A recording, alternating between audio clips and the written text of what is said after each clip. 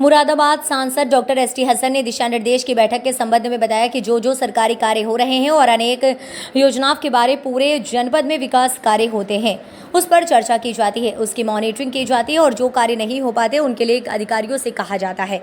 इसी क्रम में मीडिया ने सवाल उठाया है असदुद्दीन ओवैसी को भी बुलाना चाहिए। उस पर उन्होंने कहा कि पहले किसने क्या किया, अब सभी चाहते हैं कि एकजुट होकर नफरत की सौदागिरी हो रही है, इसको दूर करना होगा। देश में अमन और शांति रहे, सारे विपक्ष को एकजुट होकर काम करना होगा। इस क्रम में सांसद डॉक्टर एसटी हसन के बयान का मजलिसे इत्तेहादुल मुस्लिमीन के वरिष्ठ नेता वकील रशीद ने समर्थन करते हुए कहा कि मुरादाबाद सांसद डॉक्टर एसटी हसन की बात का स्वागत करते हैं।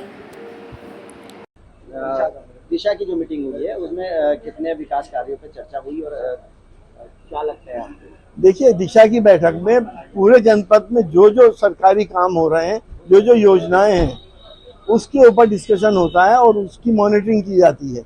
हम लोग अधिकारियों से सवाल करते हैं, वो जवाब देते हैं। जो हमारा लक्ष्य ये होता है कि जो सबसे गरीब और सबसे कमजोर व्यक्ति है उस तक योजनाओं का लाभ पहुंच जाए। वो योजनाओं के लाभ के लिए हमने बात करी है और हमें सही जवाब भी मिले। जहाँ कमियां हैं उसे और पूरा करने की बात हुई। पटना में जो विपक्ष के नेताओं की मीटिंग हुई है उसमें एमआईएम के नेता को नहीं बुलाया गया, शिव सैनिकों को बुलाया गया, मीटिंग को शहीद किया, हमें नहीं बुलाया गया, तो क्या बुलाया जाना चाहिए था? देखिए, किसने पिछले जमाने में क्या करा था, क्या नहीं करा था, सबको मालूम है। 2001 का इतिहास भी सबके सामने है। इंटरनेशनली हमारी कितनी बेइज्जती हुई थी ये भी सबको मालूम है।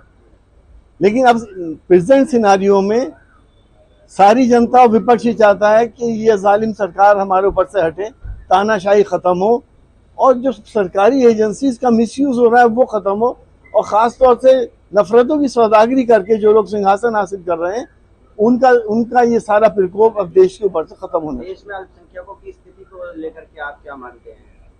देखिए, अल्पसंख्यक लोग फिक्रमंद हैं। मुसलमान कभी किसी से डरता नहीं सिवाय अपने अल्लाह के, लेकिन फिक्र जरूर है क्योंकि जब से इनकी सरकार आई है, जब से आपने देखा कि पार्लियामेंट के अंदर कानून बने, कभी सीए आ गया, कभी 3 तलाक आ गया, 370 हटी, और देश के अंदर किसी को हिजाब पे परेशानी होने लगी, किसी को नमाज पे होने लगी, किसी को अजान पे होने लगी, किसी को मदरसे पे, किसी को मस्जिद पे। और हद ये हो गई कि हमारे आका रहमतुल्लाह अलैहि सल्लल्लाहु अलैहि वसल्लम की शान में गुस्ताखी हुई। तमाम दुनिया में प्रोटेस्ट हुए, लोग सड़कों पर उतर आए, तोड़फोड़ हो गई, आगजनी हो गई और कत्ल भी हो गया, लेकिन उस औरत को 2 घंटे जेल नहीं भेजा गया। तो फिक्रमंद नहीं हो तो क्या करेंगे हम? वकील रशीद जी, बताइए, अभी पटना में जो विपक्षी दल की मीटिंग हुई है उसमें डॉक्टर एसटी हसन मुरादाबाद के जो सांसद हैं उनका बयान आया है कि उस मीटिंग में ओवैसी साहब को भी बुलाना चाहिए था। इसमें आपकी क्या राय है? मुरादाबाद के सांसद डॉक्टर एसटी हसन साहब ने जो कल बयान दिया है तो हम उस बयान का स्वागत करते हैं और देर आए दुरुस्त आए ये भी कहते हैं।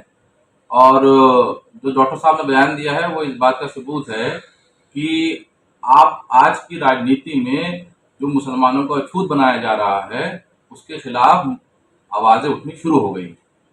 अब आप देखिएगा कि इंडिपेंडेंट मुस्लिम लीडरशिप के बिना अब कोई राजनीति नहीं कर सकता, ये एक हकीकत है। असदुद्दीन ओवैसी साहब पूरे हिंदुस्तान के सबसे बड़े लीडर हैं, ये बात सब मान रहे हैं, तो हमें उम्मीद है कि आने वाला चुनाव हमारे लिए बेहतर होगा। और जो सांसद जी ने बयान दिया है स्टेशन साहब ने, तो अब वो ये बात अपने शीर्ष नेतृत्व जो है उनका, हाईकमान जो है उनके यहाँ, उसको वो कितना समझा पाते हैं ये देखने वाली बात है।